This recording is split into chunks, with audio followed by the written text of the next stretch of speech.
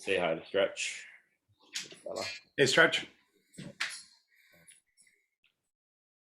Down from Webster, New York. Yeah, well, sometimes it's just about getting like-minded people around the table, right? And you realize, hey, I'm not the only one who's thinking this, or you realize, hey, you face the same frustrations in, across the city or across the country that I do, or hey, that's a great idea. Thanks for flipping an idea back. I've picked up a bunch this way. Yep.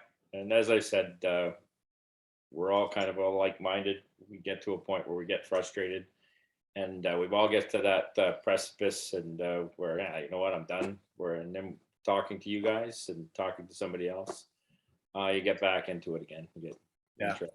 So that's what we need in the fire service specifically. I'm sure you heard the story, but Bobby Halton tracked me down, right? I met him in the back of a room, and 9 months later, he'd gone through the registrar and he had found out who's the guy from a small town in Canada and tracked me down through, I think he was a training officer. And he gets the number, like he put like an hour or 2 hours of work into finding who I was. And then he says, hey, do you remember sitting in the back of the room and you were so frustrated? Well, I got a bunch of other guys you should meet. You realize you're not alone. And he said, can you come to Florida next week? And I went, holy crap, who is this guy? I feel like I'm being stalked. And that was the best decision of my life. Yep. We all need that kick in the ass, or not kick in the ass, but connection. Yeah. Anyway, so it's going to be difficult for most people. It's 7:15, so I might as well start now. Hi, I'm Mike Langford, and this is Dave Gillespie. We're doing a double platform today, using Zoom and live Facebook Live. That's the only way we could get the presentation to come on at the same time as Dave being able to talk. So it's going to be a little difficult. You can interact. You can send us messages on the Facebook chat, and so we'll try to get back to you as soon as we can. But with further ado, we'll just get right into Dave's presentation. Okay. It's hopefully we all take something away from it. That's what these things are all about. Okay. So thank you for joining us, and I'm going to make Dave the host now. Hostess with the mostest. And where are you? There we go. Well, I don't have the mostest. You have the most amazing mustache that we're seeing here in this part of Canada. So well done. I should have jumped into it from November, but I had some other things going on. So I made my support in a different route. Very good. Anyways, Mike, thanks very much for having me here. I'm honored to be working with you and the crew that's connected to Hogstown Fools. If you just signed in a couple of minutes ago, you would have heard me talking about my first exposure to the Fools chapter was a guy who called me up. We had met about a year earlier.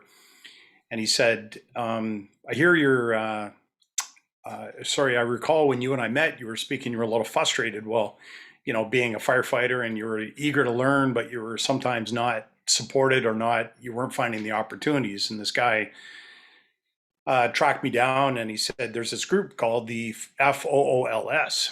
And I literally thought he was joking. I said, really? A Fraternal Order of Leatherhead Society.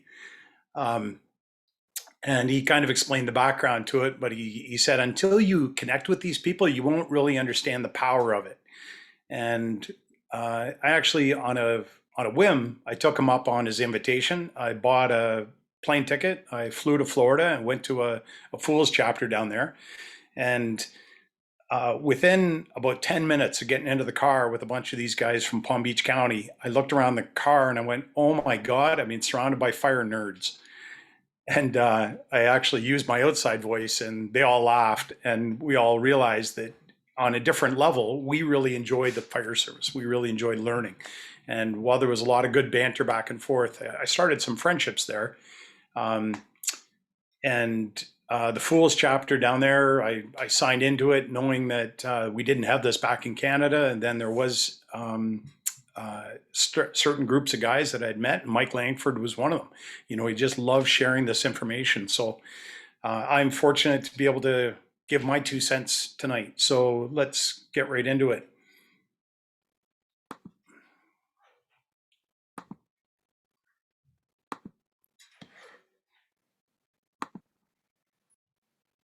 So there's a couple of things that I'm going to jump into really quick. First of all, I'm going to turn off this goofy aquarium behind me. And I'm also going to take part in my usual thing what I do with Mike Langford. I enjoy beer. So tonight we're going to be talking about your last breath. That's a play on words. The whole reference point is how to avoid relying on your last breath. We're going to talk about air management while you're in the immediately dangerous to life and health zone, the IDLH. I'll see if I can kill back that glare off my head. Anyways, we'll get right into it. A couple of rules that I have because we're online. If you need to get up and take a bio break or get a snack or top up your beer, then go for it. I'm going to keep rolling. I'm also going to talk fast because I know that your time is valuable, so is mine. We're giving some time up from families or on the job right now, and we just got to move through it. So this book in the bottom right-hand corner is the book that I was working on with a couple of these other guys. The guy on the far left is Bob Carpenter, a friend of mine from Miami-Dade, and he was one of the guys I met through going to FDIC. The guy on the right, the short, bald Cuban guy, is Rick George. He's one of the guys who was in that truck that night or that day, that SUV that picked me up at the airport. And he was one of the guys that I realized, you know what, there are good people out there. There are passionate people who love their stuff. And of course, you recognize Chief Bobby Halton, who at the time was a training officer for Capel, Texas. And between the four of us, with Bobby's encouragement and Rick and Bob's dedication, we pulled off this book. It's a 150-page book that came out, I guess, a year and a half ago, 2 years ago now, developing firefighter resiliency. And large part of that, one of the catalysts for it was, let's see if I can got that, air management, produced by Mike Gaglione, Casey Phillips, Phil Jose, and Steve Bernocchi. Anyways, this is a pretty thick book. You'll find it likely, because it's been out for about 15 years, you'll find it in your training officers on a shelf. Not a lot of personal books were purchased or sold, but enough that once you've gone through it, you realize, oh, that's the background story of why we do certain rescues or RIT drills. Lots of really good information out of air management.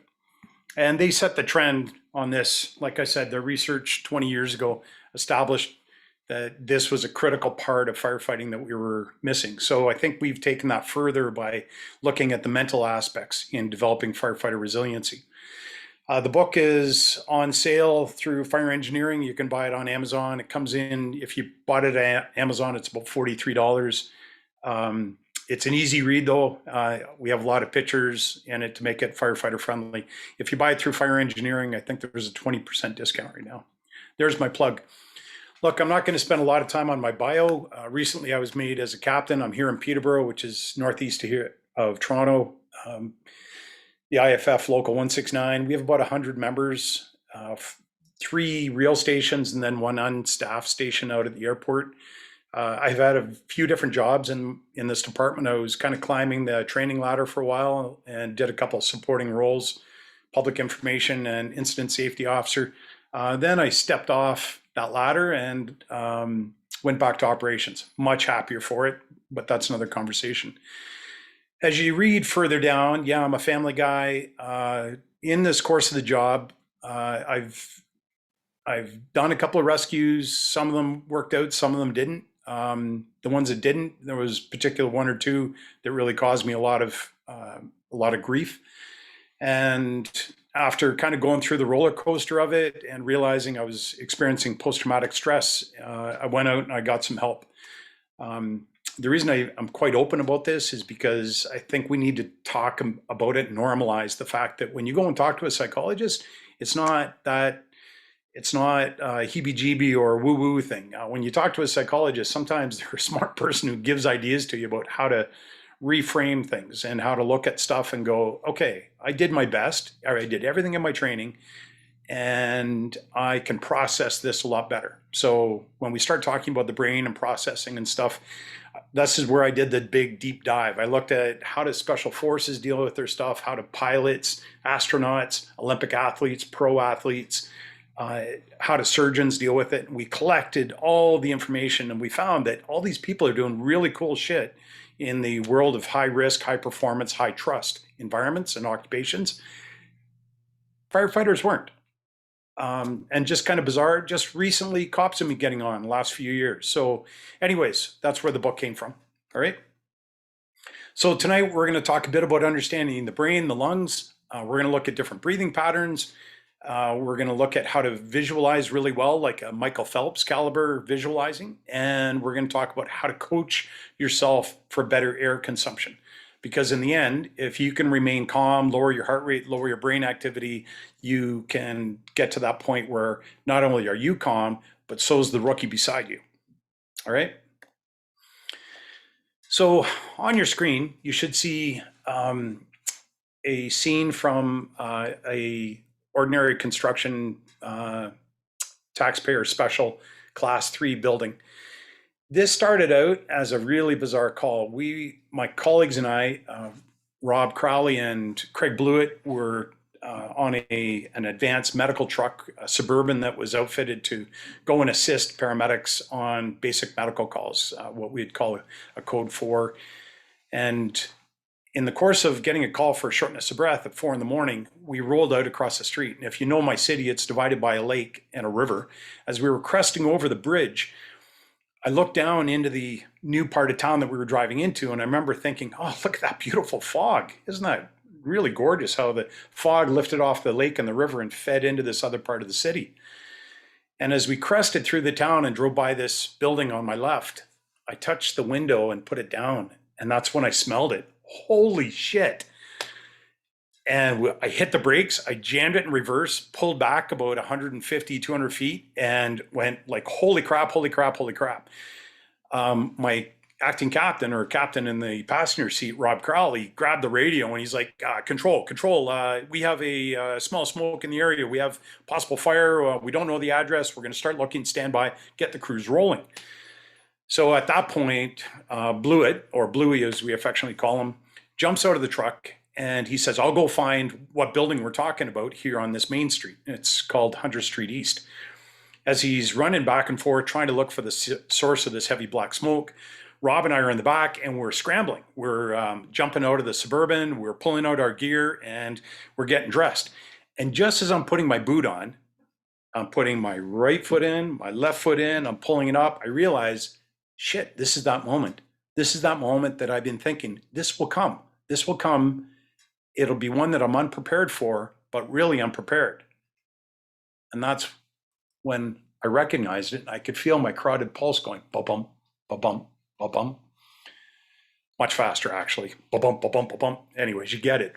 And that's when I realized, oh shit, this is that moment that something unexpected was going to happen and I need to bring myself down a notch.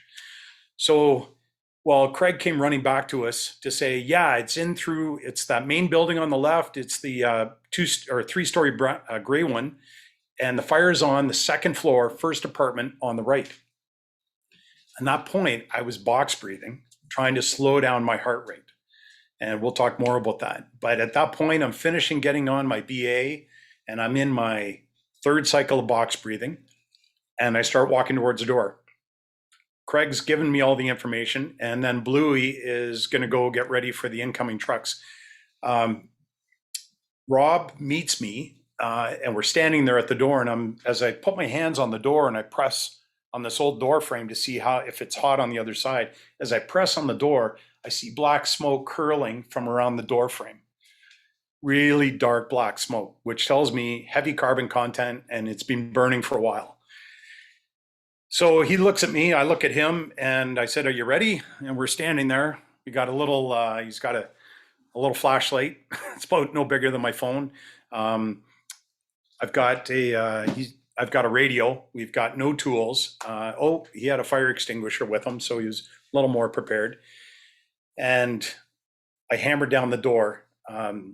We put our shoulder into it and blew off the door locks and the wood. As soon as that had happened, so by now people are pouring out of the apartment building. And as we opened up the door, there was nobody in the hall. All the smoke filled the hallway. We immediately dropped our hands and knees. And like you probably do the same thing where you look down to try and get an idea of visibility. And I remember bringing my head down to the floor and counting my fingers. And I could not, my hand was this far away and I could not see my fingers. And I remember bringing it in and then finally going, holy shit, we're talking 4 inches of visibility. So we get in on the floor, we're doing a search. I yell out to Rob, right hand rule. And he's radioed and said, control, we've made entry, we're doing right hand rule, part 2. And we have a firefighter outside, will meet the incoming crews. And as we start circling around, I can feel how greasy the floor is. The material, the carbon had just made the whole floor slippery. And as this is happening, we finally get around to the furniture up by the windows there, and we hammer through the windows. We're not finding anybody.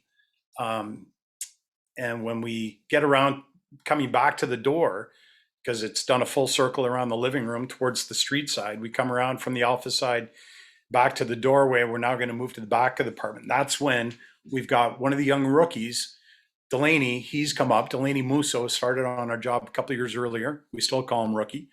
And Ed Tokars are there at the door. Oh, thank God. All right. So we're now joined as a team of 4 and we're going back to the Charlie side.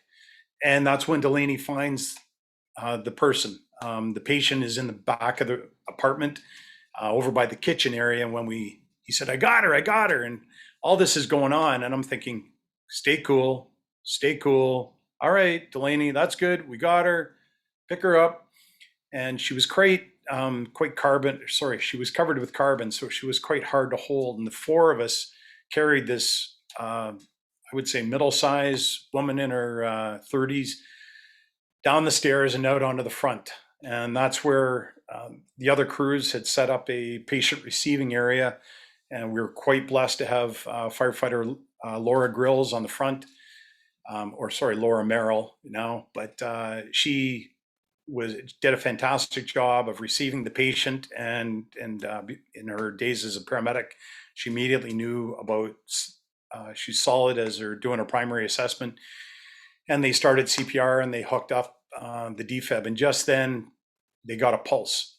So the crew that had found her, we were still dressed and we were close enough. We headed back in to fight the fire. And I guess where I'm going with that is that through that whole time, because it was an element of surprise, it caught us off guard. But there was an element that I knew that would happen someday. I had actually prepared for it. And when we had a debrief later, I was really I didn't say, hey, I had prepared for that, because that sounds kind of weird. But I can tell you that from a rehearsal standpoint, I know how my body reacts now, and I know how to prepare for it. So that's what we're going to talk about. On my job, your job, wherever you are in North America tonight, we all deal with the same thing. Fires are unexpected, especially for the homeowner or the occupant. There's little detail that comes across from dispatch. It's a fire for sure, perhaps, if you get confirmed working fire. Initial crews are usually under-resourced. We have this life-saving mandate, and you have to do it as quickly as possible.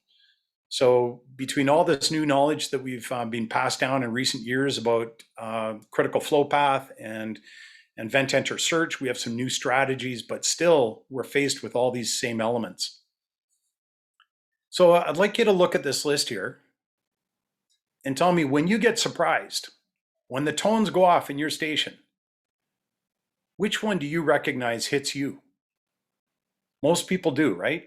Most people have something that you connect with here. Feel free to post it on the Facebook page if you're comfortable with that, or at least just nod on it. How about your partner?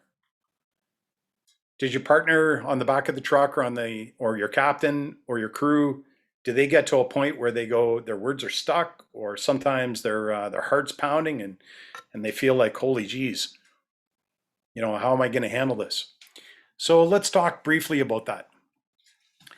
So your brain up in the top left corner comes in at a whopping 3 pounds. If you're a smart guy like Mike, maybe it comes in at 3.5 pounds. But my point is that we all have the same powerhouse driving us. We've got this 2.5 to 3.5 pound engine, or if you will, computer software and circuit board that runs our body. If we were to look at how your brain is organized, similar to my fist here, we have eyes that come in, information comes in the front, it's processed at the back. That's where your visual cortex is, at the back of the brain. And when it's processed, it goes through something called the thalamus. The thalamus is the part of the brain in the middle that defines, is this something that I can react to? And is it something I'm used to reacting to? And it kicks off another piece of brain tissue called the amygdala. The amygdala is on that bottom left image. It's that tiny little piece that looks about the size of a peanut. And in fact, you got two of them, and they're back from the eyes, and they're deep in. And between the two of them, that information goes from the thalamus to the amygdala and sends off your fight or flight. It sends off that electrical signal that runs down your spine at 200 miles an hour. Millisecond response, right? It's like opening up the door to a house that you're trying to help somebody, and the dog comes charging at you, and all of a sudden you go, oh geez, and your heart goes up. That's a millisecond response to fight or flight. Conversely, if your information comes in visually or through your hearing, or in my case through the nose, and it's processed quickly by the thalamus, and you don't have a fight or flight response, but instead it sends it up to your prefrontal cortex, which is at the front of the brain.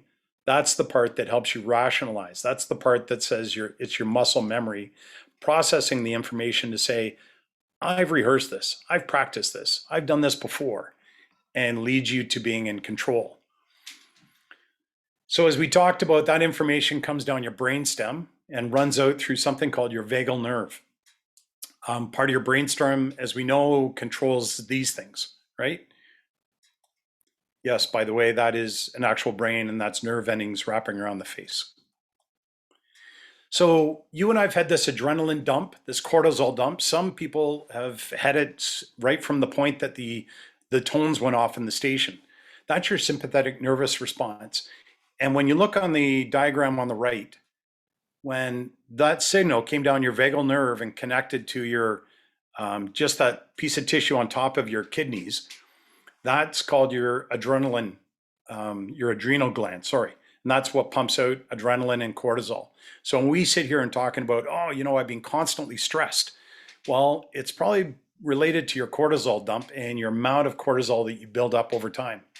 Now, you can get rid of adrenaline. It usually lasts in your body about 20 minutes to over an hour.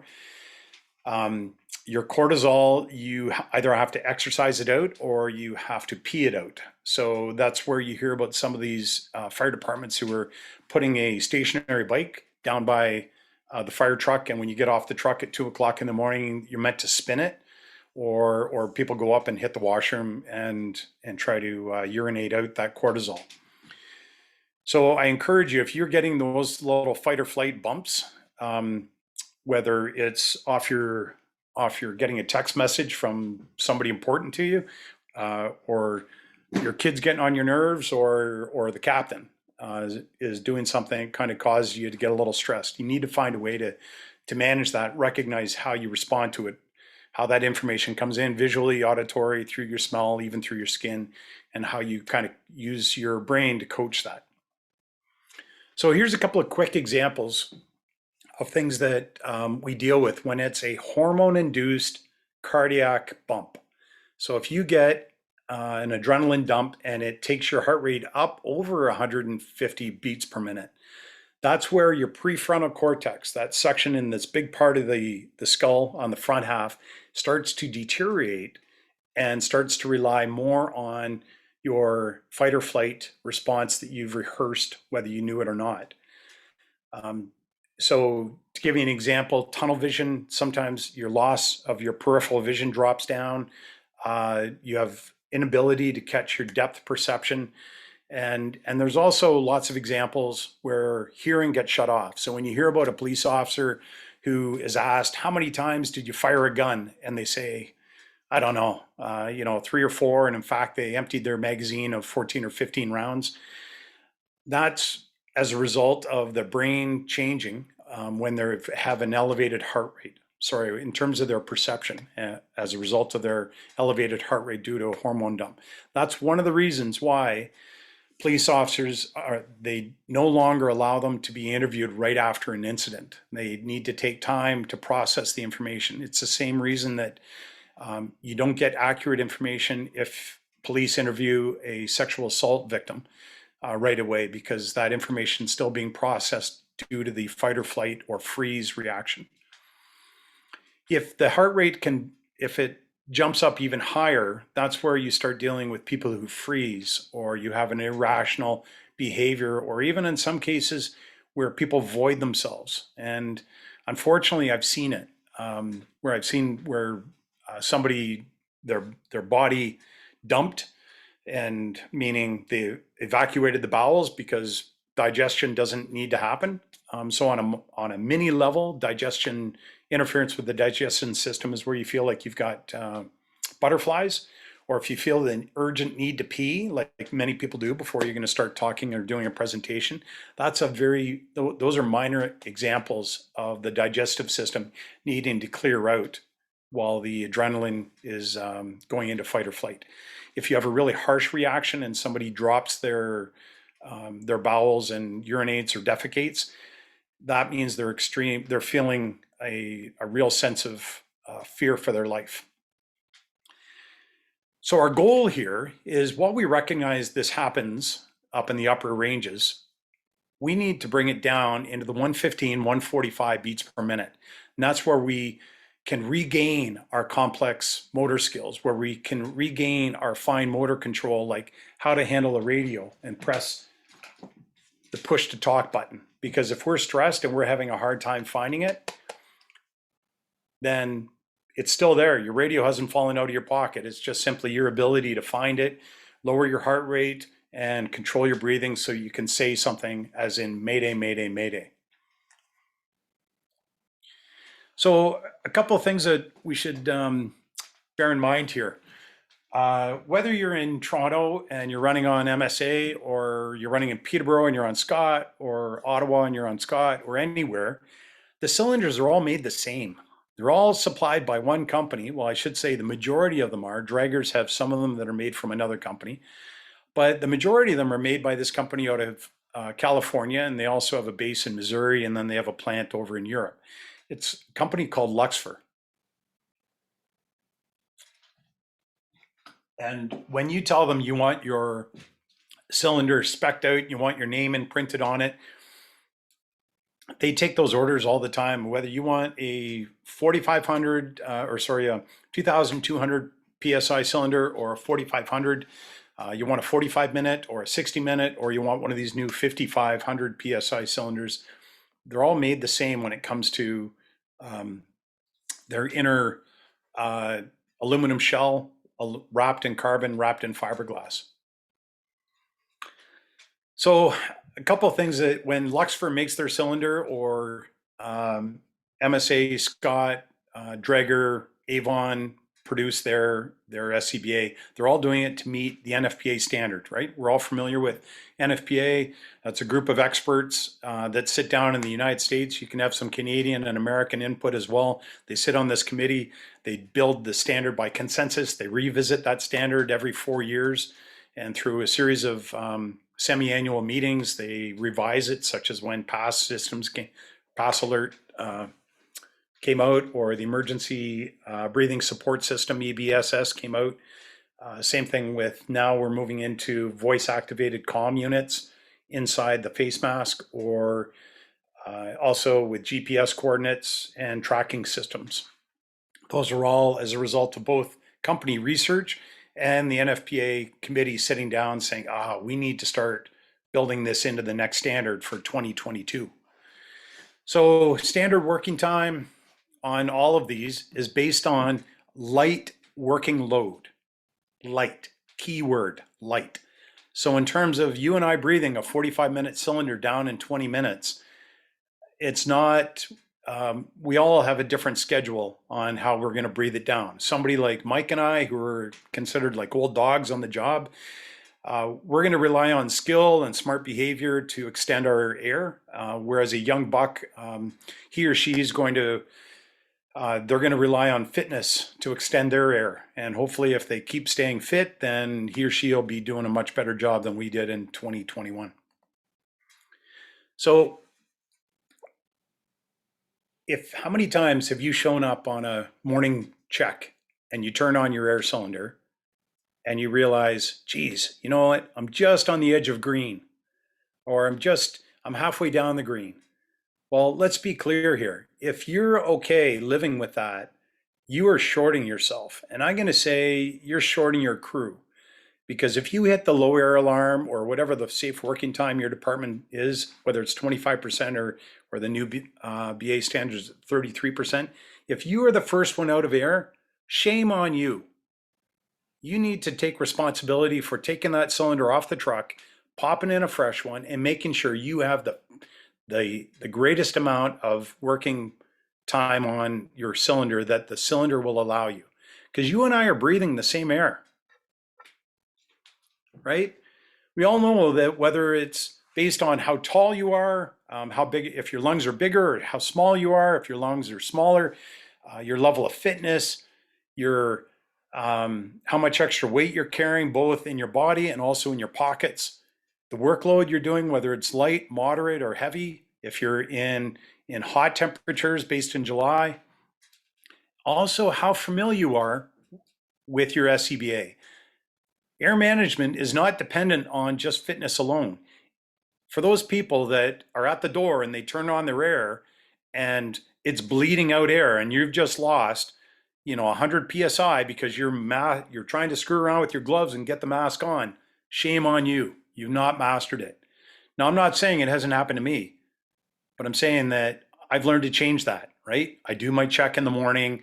I bleed off the air. I consciously breathe it down, and I do it in such a way that the doffing switch or the DON-DOFF switch is in the non-active position, so it's not going to blow out. I'm waiting for that time that I have to use it, 1 or 2 hours later, and when my first breath comes across, it's my cylinder is topped up, ready to go.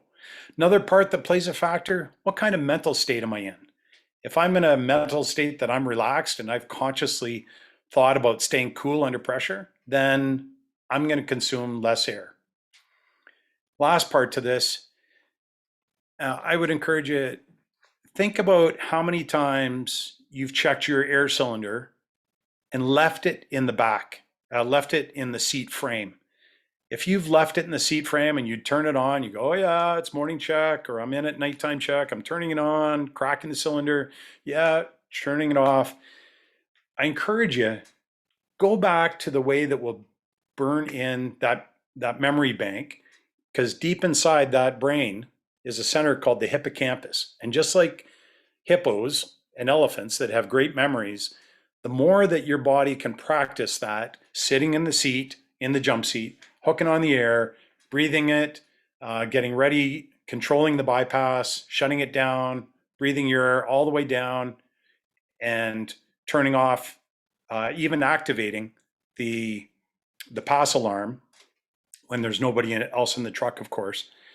All of those things imprint on your hippocampus. And really, that's what mastery is about. If you can be aware of how to run it, you're ahead of the game. So look, when we talked about that we all breathe the same air, the entire atmosphere of planet Earth is reliant on 21% of oxygen at surface level. And that means you've got 21% oxygen you're pulling in, 78% of nitrogen you're pulling in. You got another 1% of mixed gases. When you exhale, you see the numbers there. You're exhaling 15% O2, which means you're keeping 6%. That 15% can vary a little bit. And of course, we all know that the body produces carbon dioxide, so you're going to be needing to breathe that out. We'll talk a bit more about that when it comes to breathing cycles. So our lungs look a lot like upside down broccoli. You've got the main trunk, which is your trachea, and the trachea breaks off into two sections called your bronchi, and then it breaks down into the smaller arms, which are bronchioli. Then you've got the little tiny buds, and that's where the real exchange happens. You guys probably already know all that, but when you get the exchange happening at the alveoli, that's where the 21% is going into your bloodstream, and your body is keeping that 6%. So join me here. Take your hands up, stretch out, stretch. Yeah, I know you're sitting at home with a beer, but stretch it out. Okay. Put one hand on your chest, one hand on your belly. Okay. Take a deep breath with me. First of all, push it out, push it out. Okay, breathe in.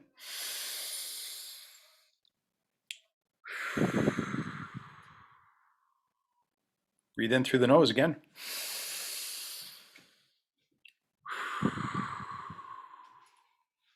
So when you breathe in through the nose, you're pulling past parts of your nasal passageway that facilitate releasing nitric oxide in your body, which is a vasodilator. That's a good thing. The other thing is when you're breathing in, you should be pushing out on your belly. Your belly should be pushing out. That's diaphragmatic breathing, right? We all know belly breathing. You've seen people who are doing it when you're on a medical call and you're trying to caution them to slow down. Coincidentally, if you look at a little kid, if you have a small child in your life, think about them, look at them when they're breathing. Like if somebody's under the age of 3, they'll take a natural big breath, big belly breath. Somewhere around 3+, when you ask them to take a breath, it's all chest breath, which we know is a chest is the lungs are encased in that cage of your ribs. So when we're talking about how much breath we're pulling in here, each breath pulls in 300 to 500 milliliters. So just a context, one of those little water bottles is 500 milliliters. If you're a tall guy, like Colin Quinn works for Markham, tall guy, he would pull in 500, 550 milliliters every breath or in his tidal volume. I work with Jessica Claremont at Fleming College, and a smaller frame, she may pull in 300. It doesn't really matter how much you pull in. It's really about how efficient your body is and how smart you are about it. Both those individuals are really smart, and they're not going to be just huffing and puffing. Throughout your entire body, again, based on your body frame, you will be holding between 5 liters and 6 liters of oxygen in your bloodstream across your body. So every time we take a breath, think of it as either a mini water bottle or a taller water bottle, but you're trying to think of when I pull this in, how do I retain it and use it and not just hyperventilate? A couple of things that you need to be aware of. So we all have seen biometrics that are in the form of smartwatches, whether it's a Garmin or an Apple or a knockoff or a Whoop. That's another one that's been fantastic on the market, requires a monthly subscription, but a good. Then there's these other ones. This one's out of Atlanta. It's called FireHUD. And that's one of my colleagues, Michaela McGill. And you're seeing some of these things that are starting to hit mainstream. There's one that's owned by Darlington, or not Darlington, but Bruce Nuclear Fire Rescue Team. And there's a couple of other users where it's a simple little hockey puck.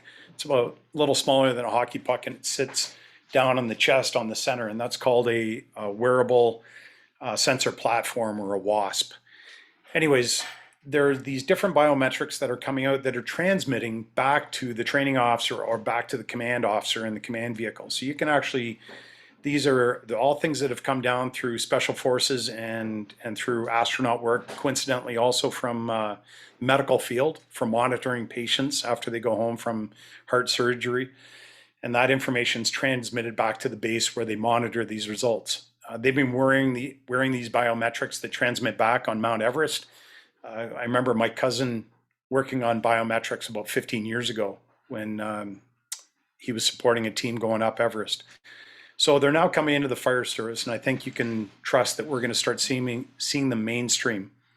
And when you can see a person's elevated heart rate stay up elevated, and it's causing a problem either at a fire scene or a training ground, then I think after we have a couple more, this is tragic to say, but I think if we have a couple more fatalities on the training ground, particularly in the States, in southern climates, you can start seeing these biometric devices that'll be mandated.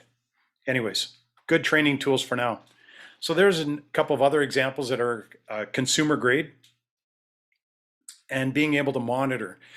Now, there's a couple of different ways to measure your biometrics. You don't have to just rely on smartwatches. There's also some devices that you can use, or sorry, not devices, methods that you can use on breath work. That'll be a separate lecture. I'll show you some different breathing routines, but there's some fantastic cycles on patterns of how to change your breathing, where if you recognize what your heart rate is when you're resting and you're just, or if you're in through the nose and out through the mouth, like second gear, or if you're in third gear where you're doing, and you're trying to, or breathe in through the mouth.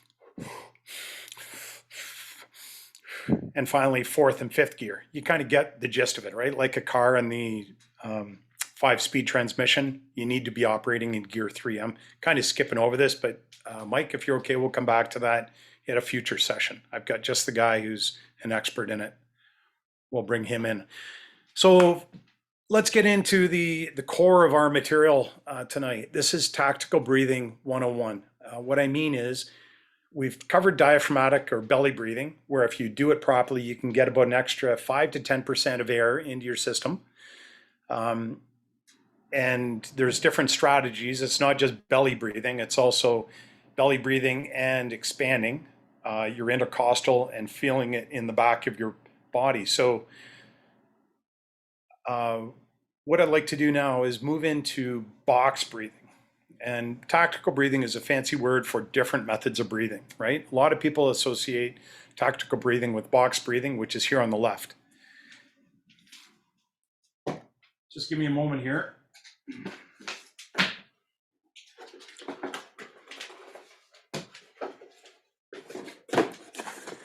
So box breathing is like this. It's a simple box. And whether you're watching me on the screen or you're watching the box, I want you to breathe everything out.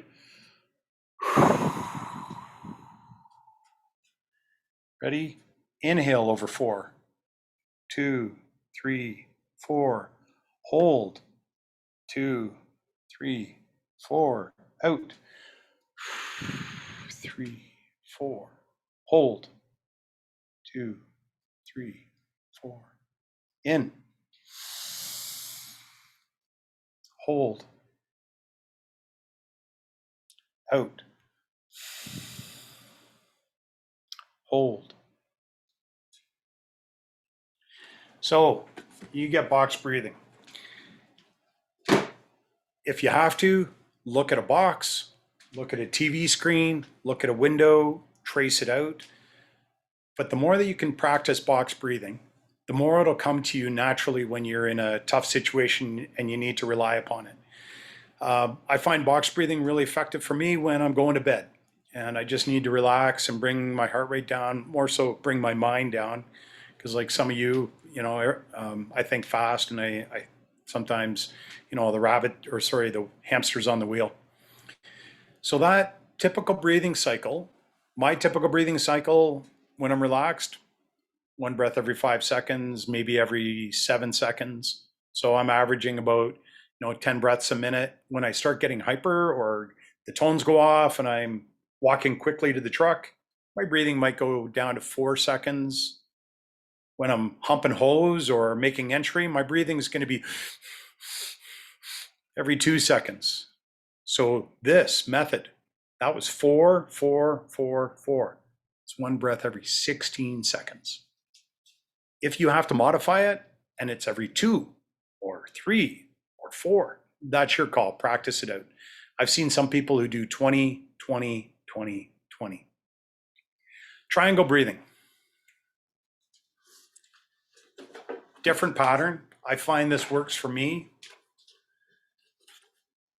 We're going to do a quick inhale, and the focus is going to be on a long exhale. So ready? Inhale. 1, 2, hold. 2, 3, out. 3, 4, in. Hold. Out.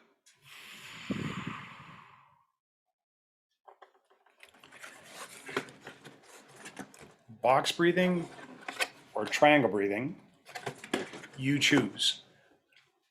My experience as being triangle breathing works for me when I'm under a workload. When I'm climbing stairs, when I'm about to speak on the radio, I use triangle to slow myself down. There's also inverted triangle, right? Where you breathe in quickly,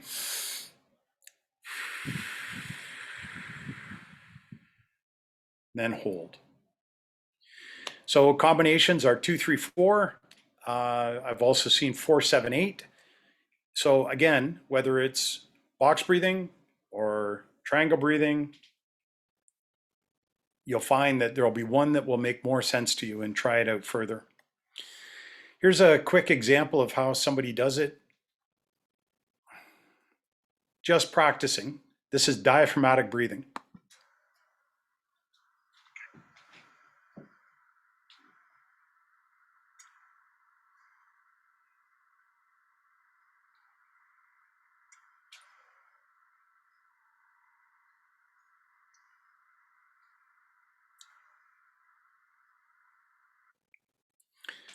I got to apologize. Somehow the screen didn't show everything of Michaela breathing there. But as you can see, she was sitting in the pumper and she was practicing with her being seated, just practicing her breathing. Oh, let's try it again.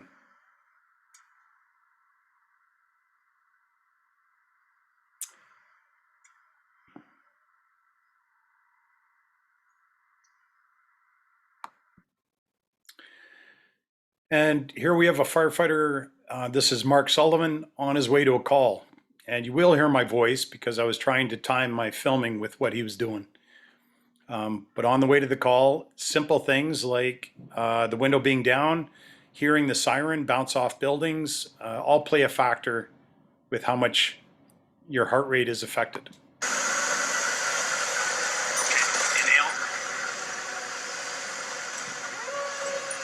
and exhale. Hold, exhale.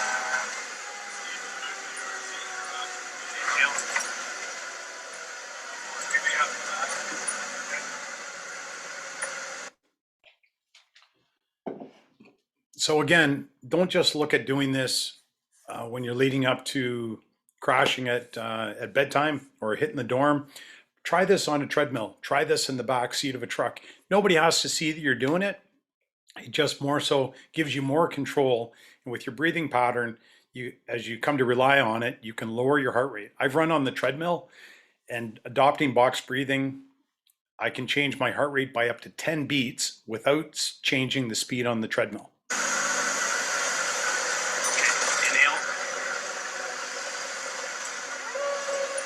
and exhale. Hold, exhale. Inhale. One of the other methods that we're going to discuss tonight is hum breathing. Hum breathing was really became a popular thing after the Smoke Coalition and Mike Gagliano and the four guys from Seattle really did a deep dive into patterns of respiration. And they identified that skip breathing, and that's where somebody does an inhale and then they do a second. They were discovering that while that was well known and taught through the scuba diving industry for decades, they were able to prove that that was not effective, and it just increases carbon dioxide in the brain. So the better ways of trying to just inhale and slow your exhale, such as this hum breathing. So we'll catch this short video. And if you have trouble finding it, you can go to YouTube, type in Smoke Coalition, and look for about a 3-minute video with a redhead guy on it. It's not me, it's Mike Gagliano with hair. A typical breath cycle lasts about 6 seconds. Watch the distance covered while performing a typical breath.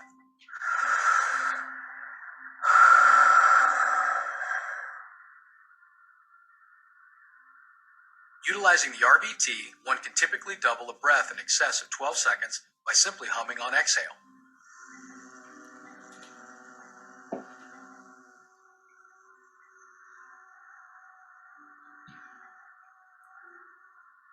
After learning the RBT, the firefighters repeated the same exercise. All firefighters saw improvement using this method, including one firefighter who realized an increase of almost 3 minutes of usable air. Yeah, I heard it was over 3 minutes longer than my first round. So yeah, that's impressive, and I think it's very effective and it works. So I called it hum breathing, but they're calling it the Riley breathing technique. Whatever works for you, it's about slowing down the exhale. And as you see in the top corner, I ran 5 hands-on training workshops where we worked with firefighters who had exhausted the majority of their working time on air, and they were in the end of service time remaining, which is your 25%. And for me, I hopped on a treadmill one time and I kept my heart rate what I thought was reasonable at doing a light workload for my last 25%. And that was 9 minutes. I remember there was a time that I got off the treadmill and I said, all right, let's pretend that I've exhausted my air and I'm stuck. And I've had to call RIT, how much air time could I get if I consciously slowed it down? I was getting 17 minutes.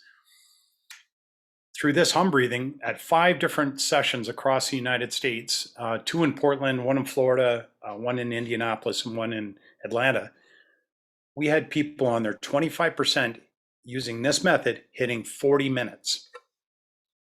I know you're probably sitting there going 40, come on, in the last 25%. Yes. So before we move on to one of our last methods, this is not just practical for low air consumption and managing your heart rate. This is also that skill set you need to use before speaking on the radio. This is that point where before you hop on the radio and say, control, command, this is what's going on.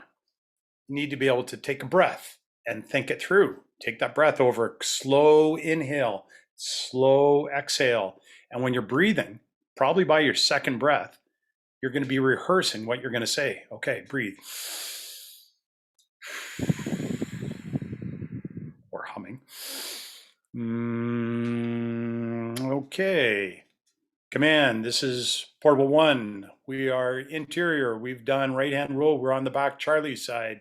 We have found the seat of the fire. We are putting agent applied. Send second crew in to carry on search left-hand rule. Par 3.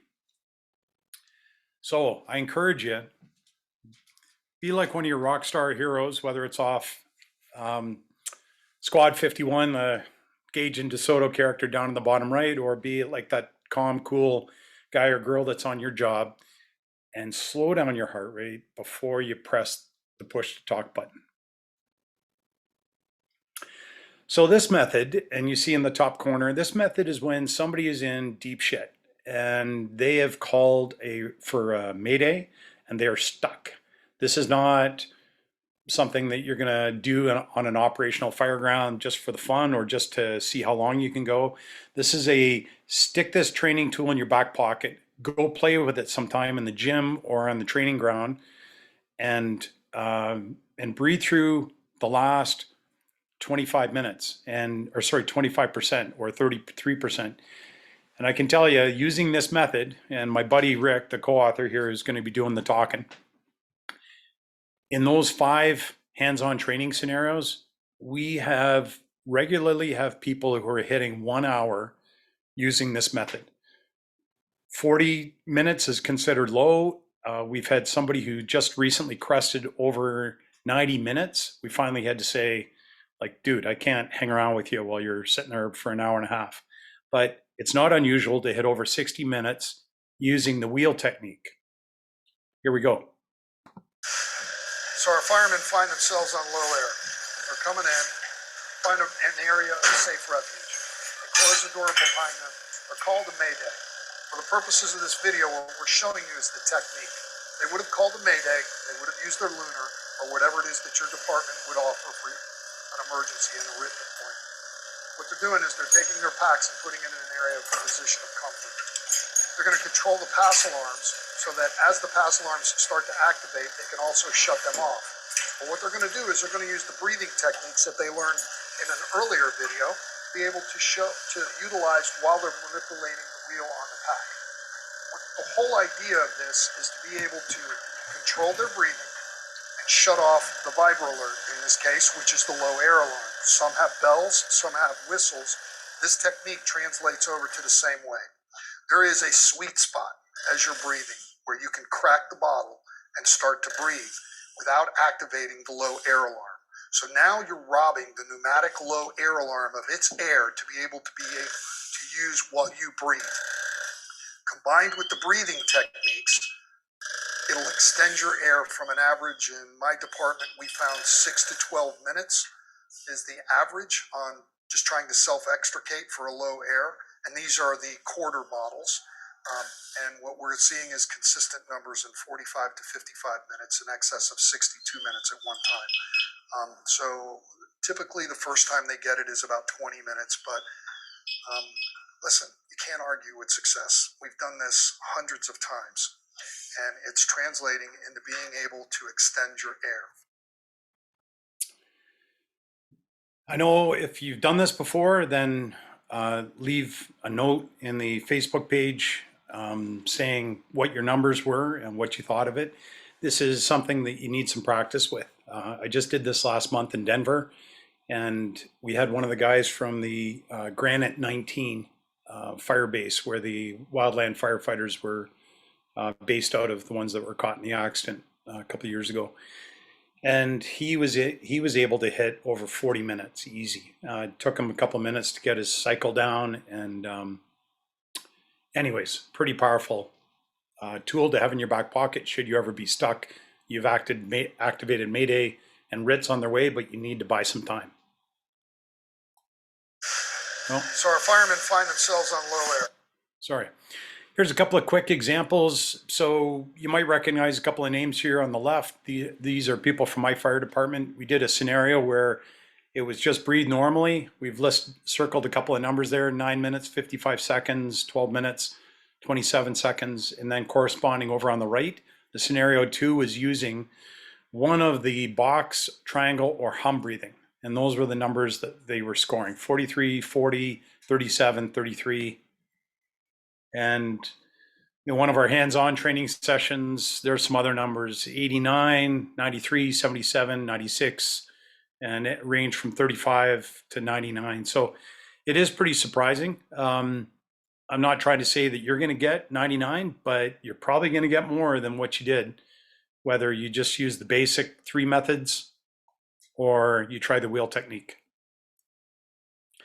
So at this point, I'd like to start changing gears and moving from the physical to the cognitive.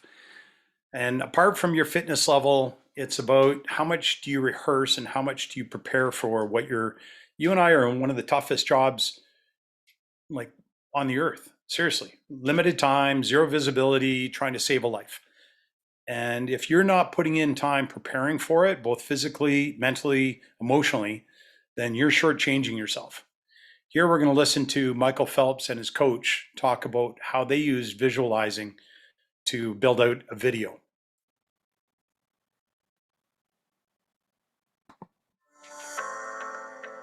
Well, I think we start with relaxation techniques and putting your mind in a place where you can actually visualize effectively.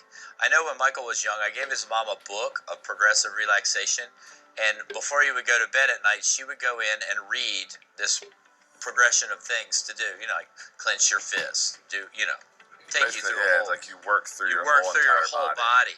And actually, it got so good, she'd just open the book, say 2 things, and he'd be asleep. He got really good at relaxing. So once you can put yourself in a relaxed state, then I tell them it's like watching a movie. So it's essentially what it is. Sometimes it's like you're sitting in the stands watching yourself swim. And sometimes it's like you're in the water swimming. The key to visualization is, number 1, it has to be very vivid. It has to be rehearsed many, many times.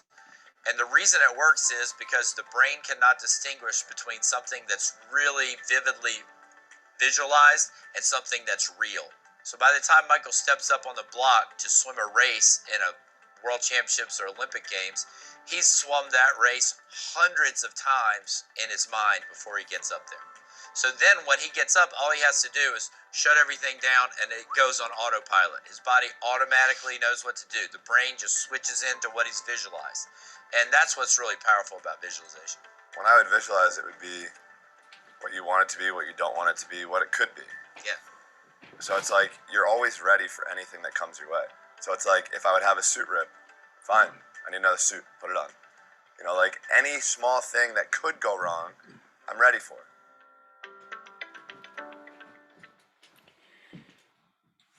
If you have an interest in reading more, Bob Bauman wrote a book where he captured some of his methods, and many of the methods that we're talking about today are ones that are out there. They're considered the big four cognitive-based techniques on how to control your brain activity and control the stress. So there's a couple of things that we can look at, whether it's the Blue Angels or the Royal Canadian Snowbirds. They all do something called chair flying, where they sit down and they rehearse what the process will be. So before you see an air show, they're actually in the boardroom and they're sitting in relaxed chairs. And in some cases, they'll close their eyes. In some cases, they'll put their hands out where the controls are and the knobs are, and they'll do what's called chair flying.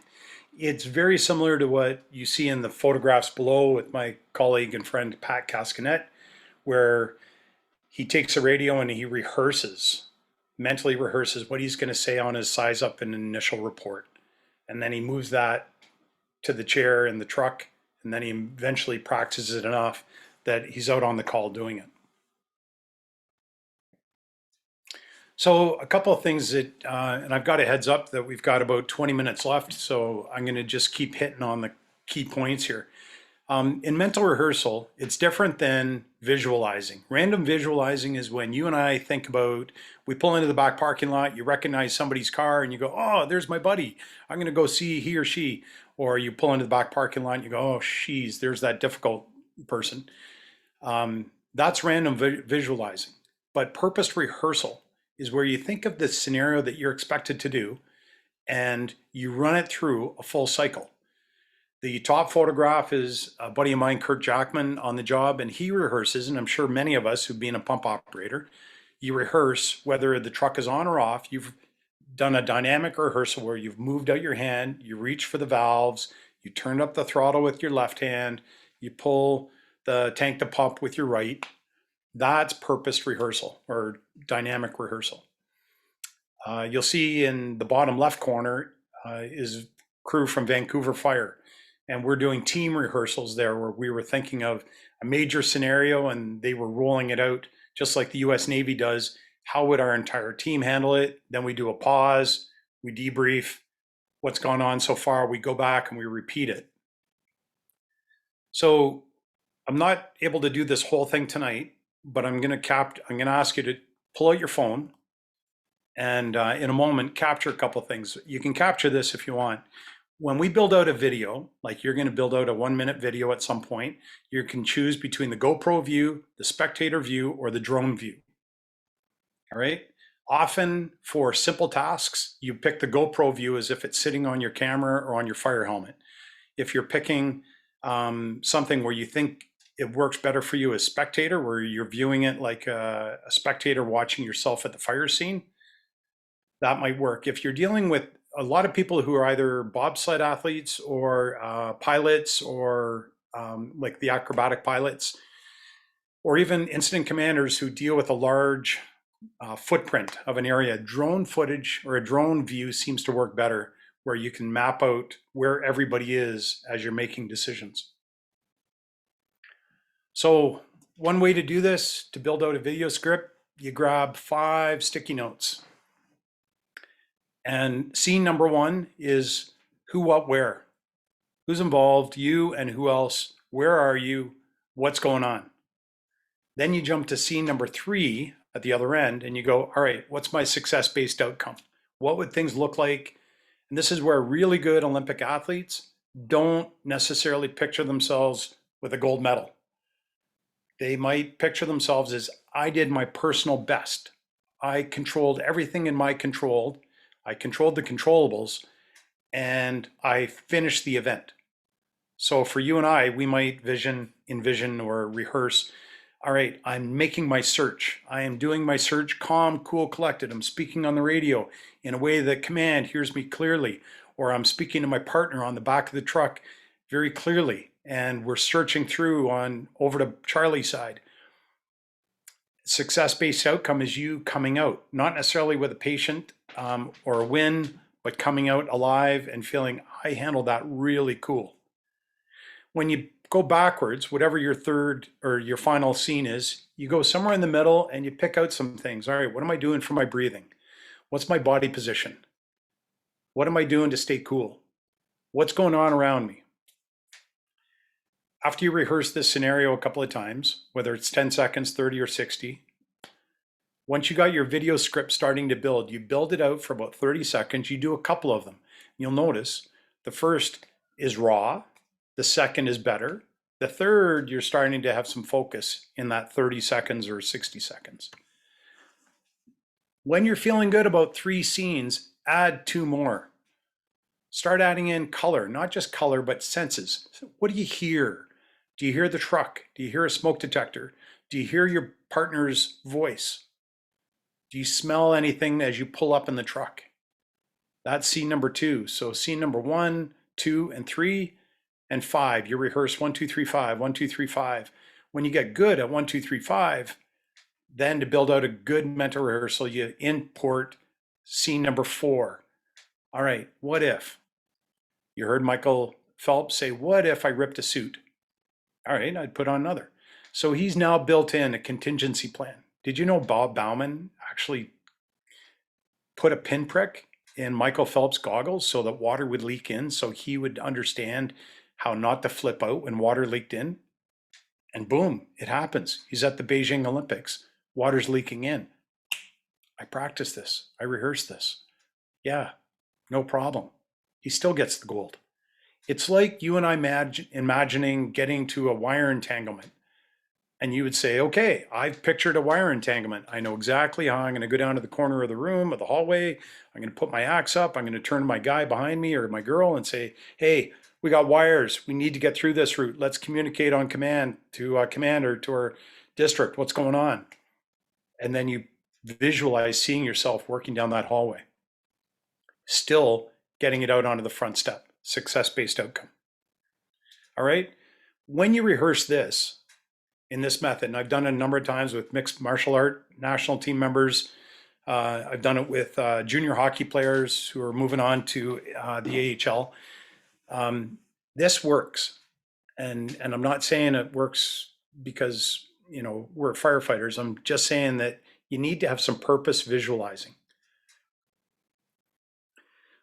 One of the next methods for dialogue or controlling what's going on in your brain is, what do you do cognitively for self-talk to control that prefrontal cortex that's firing on all cylinders right now, going, holy crap, holy crap, holy crap, big flames, lots of smoke. I'm going in, just like training, just like we practiced. All right, it's a real thing. How do you change the dialogue? Well, you got to talk yourself up. How do you do that? There's 5 kinds of conversation, inner dialogue. One is positive, one's negative. You can have general stuff. We all know what positive and general, or positive and negative are. We all, have practiced that at various stages in life. Then you can have general or unrelated, where it's got nothing to do and you're thinking about, hey, did I turn the stove off back at the fire hall? Or did I take the dog out for a walk? Or did I let the dog out of the house? What we're going to cue in on is motivational and instructional. Here we have Candace Parker. Candace Parker is the LeBron James of the Women's National Basketball Association in the US. She is the player. And what does she have tattooed on her calf? Right foot, left foot, breathe. And she says that to herself, and she openly admits it when she's on interview. Yeah, I say this because it reminds me, don't get caught up in the moment. Don't start thinking about stuff for tonight or or tomorrow or 30 years from now. Don't get swayed by the 10,000 people who are screaming. Right foot, left foot, breathe. So that would be a blend of instructional and motivational. Some other examples, and I'll just share these with you as we're zooming through. And Mikey, I'm conscious of time. Instructional self-talk is what a lot of firefighters do. We would say, okay, pull the pump tank to pump valve. Okay, increase the throttle. If you want to build out a phrase that works for you, something that elicits a physical response, it's easy to decide what it is, or sorry, easy to help you recall, I should say, then pick something that works. Don't just come up with something silly like just do it. Like for Candace Parker, it was left foot, right foot, just breathe. I recently had the chance to work with a bunch of people who, nurses who deal with patients who are at end of life. And I mean, like, they get to know them, they have rapport with them, and in some cases they are there when they die. And I asked them, what do you guys do? I was surprised. Their answers were like this. We got this shit. This too shall pass. This is not more than I can handle. Go with the flow. This matters. And in one case, when we were working on an exercise, I was chuckled. I had a OHL player who said, I'm scared, I get nervous on power plays and be in the defense. And he changed his inner dialogue to instructional self-talk. Pounce was his word. After his weeks of practicing that, he was at the game. He got off the ice. His coach went up to him and said, holy crap, whatever you've done, do it again. That was the most aggressive I've ever seen you. And we just dominated during that power play. So, and all he said was, I got to pounce, I got to pounce, I got to pounce. And that word elicited his physical response that worked for him. I'll just tell you that if you're going to look at coming up with 1, 2, 3 words, you have the choice of saying, I got this, or you got this. And when they surveyed 560 Olympic athletes in England, they asked them about the inner dialogue. And one of the points was, do you speak to yourself in first person, or as in you're the expert? In first person, or as if you're the coach. And surprisingly, 75% of them said, I speak to myself like I'm a coach. Hey, Dave, you got this. Hey, Danny, slow your breathing. Some examples, Atlanta Fire Department. They remind people who come on their grounds with a simple sign. I've heard a couple of people who use this. Be here now. Mike, tell me, we asked people to commit to 8:30. Is that correct? We've got a little extra. Whenever you are getting close. Yeah. Okay. So if I'm going to suggest something here, I want to finish this, but I want you to know this guy, Dan Rinaldi. I'm going to jump to the third clip because I got 3 clips here. I'm going to jump to the last one. It's about a minute long, but YouTube this. Type in Providence, Rhode Island Fire Department and look for an interview that's about 9 minutes long. And I think I might even have the QR code here. You got to listen to the whole 10-minute interview because he talks about being stuck. He's the 26-year guy. He's the RIT instructor, and he's stuck up on the top floor when a roof collapses on him. And we're going to talk about how he changed his air management. Gonna poke a hole. You can't. Here we go. You know, on this job in my 29 years, where I realize when people are frantic all over the place, it makes it much more difficult to formulate, a plan to help that person, even though we're professionals and that's what we train to do and we do it every day. It's still, it's not as easy as if somebody's calm as can be. So I even made, a mental, a mental note in my own head saying, if they ought to come in here and they ought to get to you, act like nothing is all that's happening. Like ice water's running through your veins and we're fine, we'll make this happen, and everything's all good.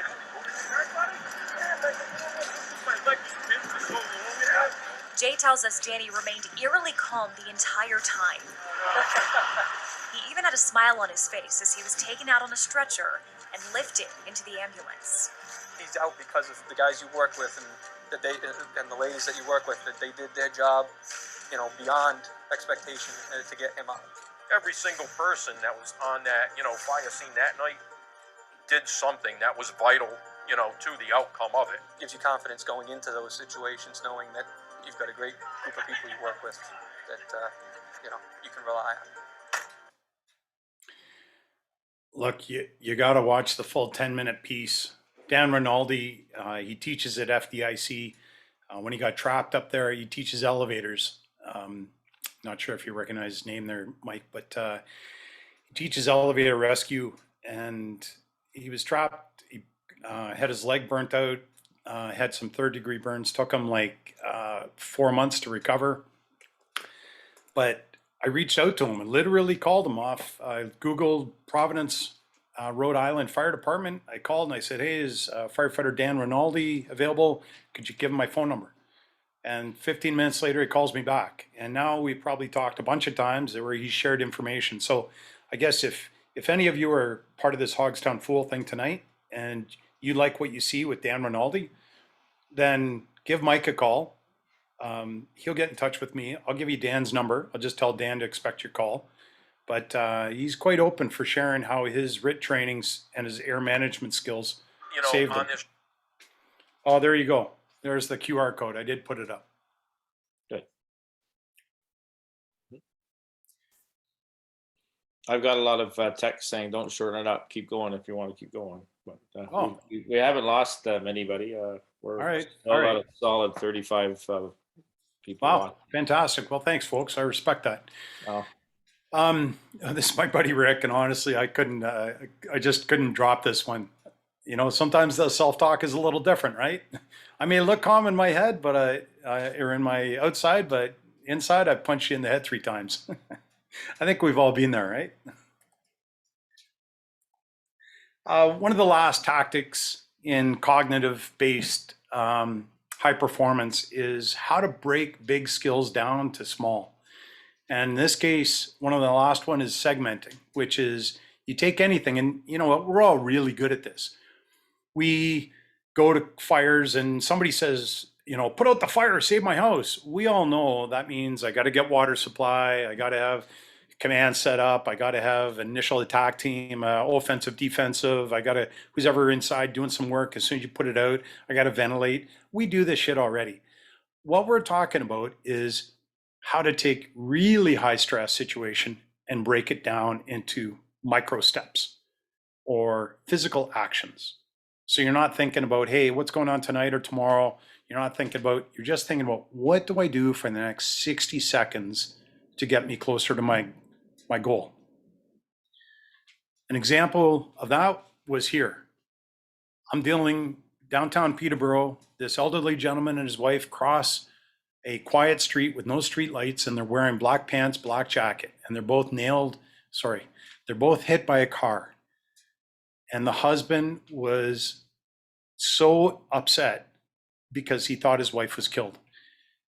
And I remember thinking, okay, how do I handle this? Okay, well, we're putting him on the board. So I'm looking down at him, that's me, saying, sir, we're doing everything we can. Your wife is talking. She is talking. And sir, I need you to control your breathing with me. Look at me, breathe at the same time I do. Big breath in, slow breath out. And as we buckled him in and we just focused on one thing at a time, I hope it helped him. It definitely helped me. A couple of things that you want to look at for being good on air management. Start looking into yoga. And I have to tell you, I'm one of these guys who I wouldn't have. And I'm now finding that, I used to look at yoga as I'd walk by at the YMCA or something. I'd look in there and I'd see a class full of women and I'm thinking, oh, that's not my thing.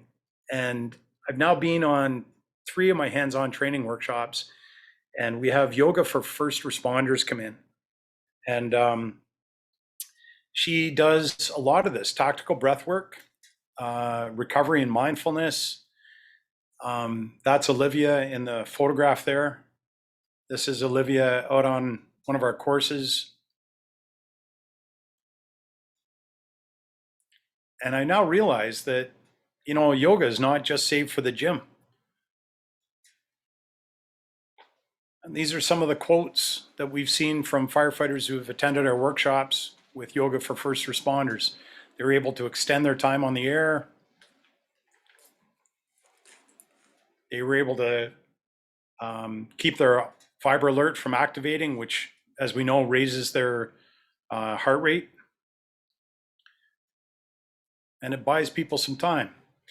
Here's Olivia's partner, Eric, and you'll find them on YouTube, Facebook.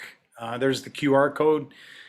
It doesn't have to be yoga for first responders. I happen to have a good thing going with them. And I like their approach. Some new technology that's coming out there. If you have not seen this one, I'm going to run it. But this is the new Scott mask. And they've embedded the bone mic up here in the corner of the mask.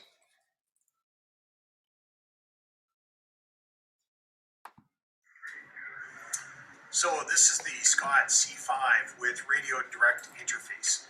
I'm going to show you really quickly some of the technology that's coming out, and regardless of the manufacturer, it's really important to realize that we are benefiting from some of the things that are being developed in the aerospace industry and special forces industry. So here's a direct improvement on bone mics as it relates to communication.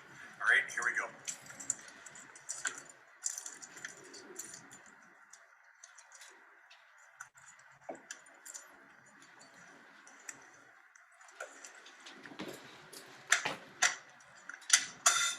All right, I'm good. So this system is Bluetooth, and my colleague is calling me right now. If you come up to the side here and record this part. Radio connected. Hi. I'm doing pretty good. This is a pretty amazing system you got here. How do you hear me?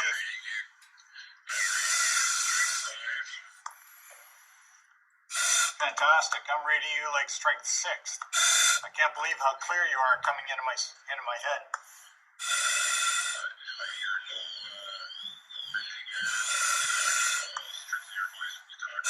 So you don't hear the air exchange? Wow, that's good.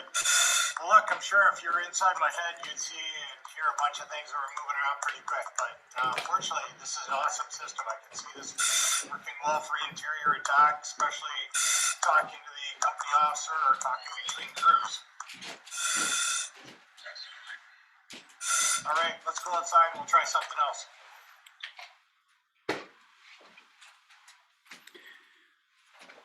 So in this next video, you're going to see we start up the saw, and I'm not sure if we're going to capture everything here, but the gentleman who's filming me spent more time on me, but near the end, I think he walks over to where Brian Honey is, and he captures what it's like hearing off the phone. So you kind of have to listen past the chainsaw and listen for how I sound while I'm standing next to the chainsaw.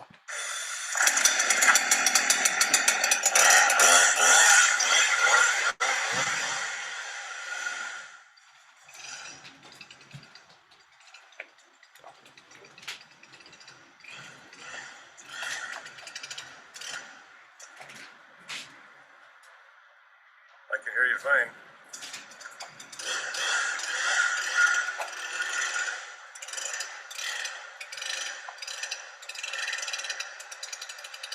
I can hear you loud and clear. I can hear the chainsaw just through the door, but if I'm further away, I guess I wouldn't hear as much. But through your face piece, I don't hear much. Okay. So that's the C5. A couple of things to be aware of in the new technology. It's not all perfect. The front of the face piece is a little bit heavier. It sits a little lower. I think as we see some departments get used to it and figure out how to work it, they'll come back with some ideas about it. So that's one advancement that's coming out. I have another advancement to share with you. Some of you may already be familiar with this. Come on up, Brock. This is my son, Brock. You can tell he's not on the fire department yet. Anyways, Brock, if you wouldn't mind, put on the face mask. Pardon me. This is the MSA G1 on loan to us from the Selwyn or Lakefield Fire Department. It's just north of Peterborough. Thanks to my friend Andrew Boyer who facilitated this. And go ahead, turn on. So simple parts of technology. We're seeing the in-house voice-activated voice amp that's external and Bluetooths between the face mask and this unit. Go ahead and say something, Brock. Hello, hello. Oh, I guess we'll have to kick on the regulator. Yep.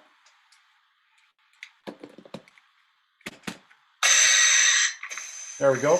Now you can speak. Hello, hello. Okay. Now, one of the cool things about this is in the, and I believe, Mike, you guys have these in Toronto, right?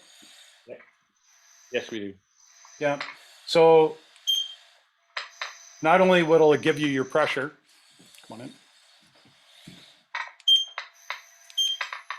but shortly, in a couple of breaths, it'll give him, based on his respirations, he's at 3,720 PSI, do a bunch of breaths. May take a bit of time.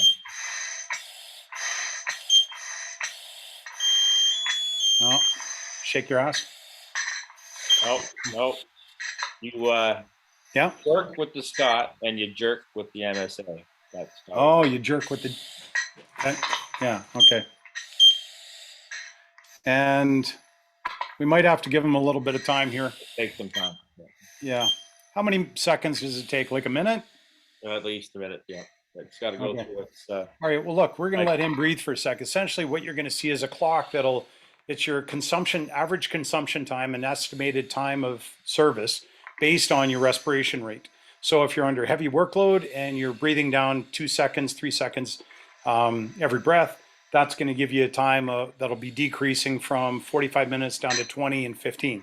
Likewise, when you're pausing, such as in between rooms or you're in the hallway and your partner goes into one room and you're waiting, that's your opportunity to stop, change your breathing pattern, or hum, and change that consumption rate.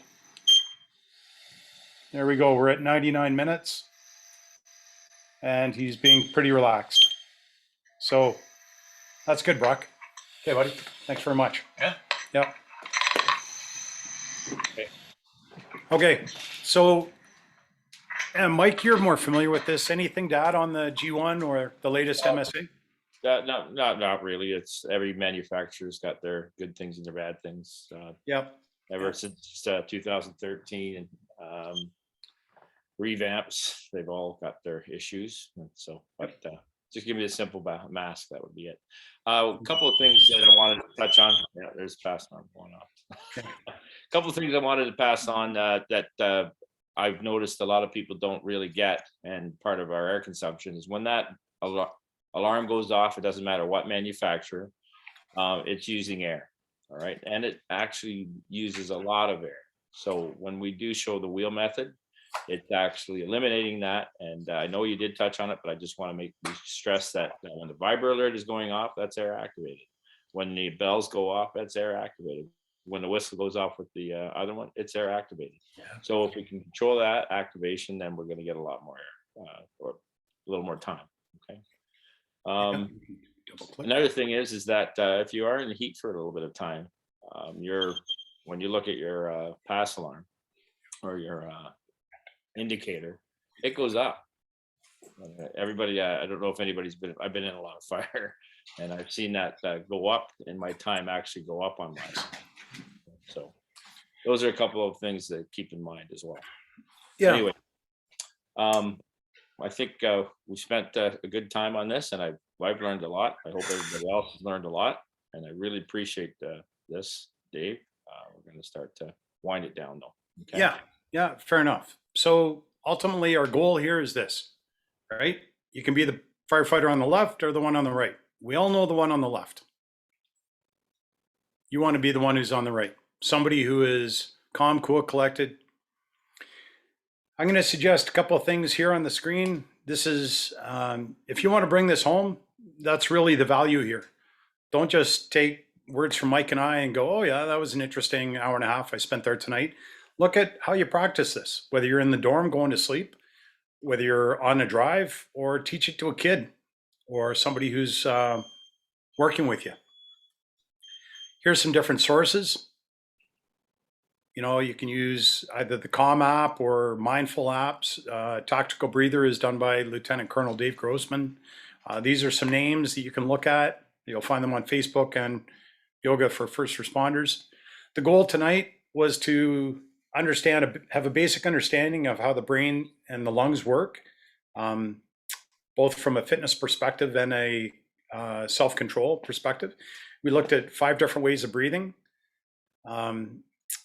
I'd like you to consider that if you want to get really good at something, mastery is a big part of this job. So mentally rehearse what your key tasks would be on a call and look at how you coach yourself. Like I coach myself. All right, Dave. All right, you're breathing in a lot of air. You don't want to be the oldest guy who's having to leave early because you're sucking in air. Slow it down, slow it down. Because at the end of the day, we all know calm is contagious, right? And so is crisis. Look, I wanted to say thanks to Mike Langford. You've taken a leadership role here, buddy. You've taken your love of the fire service training and being professional. I'm calling you the on-duty grandfather because in a lot of ways, you know, you've been coaching a lot of people for years and you still do it at regardless of title and regardless of what else you got going on. You mentor a lot of people out there. I appreciate that, Dave. And just you too. You got me without words. Anyway, a couple of things too. Yep, that was eye-opening, and I've got a lot of good comments, Dave. We've maintained our audience through the whole time that we were here, which is good. Yeah, I just want to say thank you for watching, everybody. And this will be up on the Hogtown Fool page for forever, I guess. And you can always go back to it. Okay. All right. Everything's there and we can get at it. Yeah, I'm lost for words. That's all good.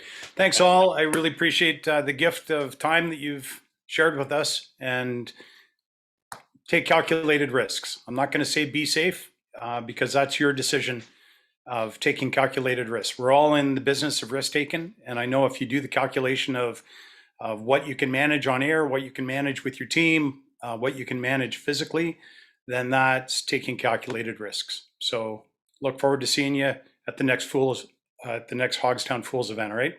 Thanks. Very good. Thank you very much, Dave. Thank you, everybody. We're going to sign off now. Thanks, Dave. Well, thanks, Mike. Appreciate the extra time there.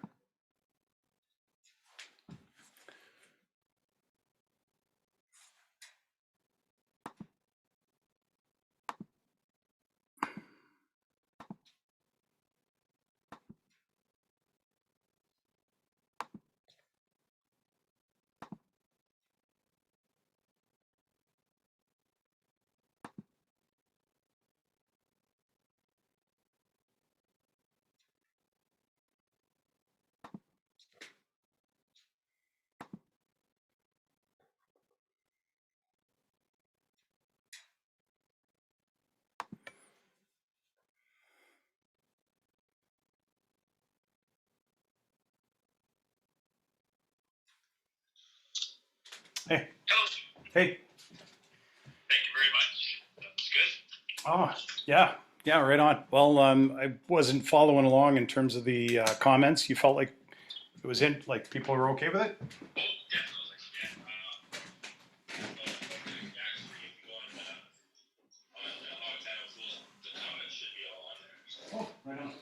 yeah, it's recorded all that. So,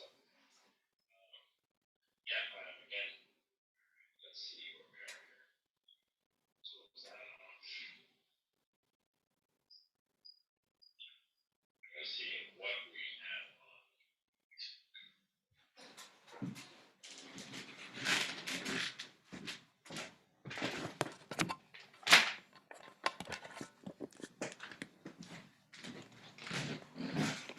Stop it.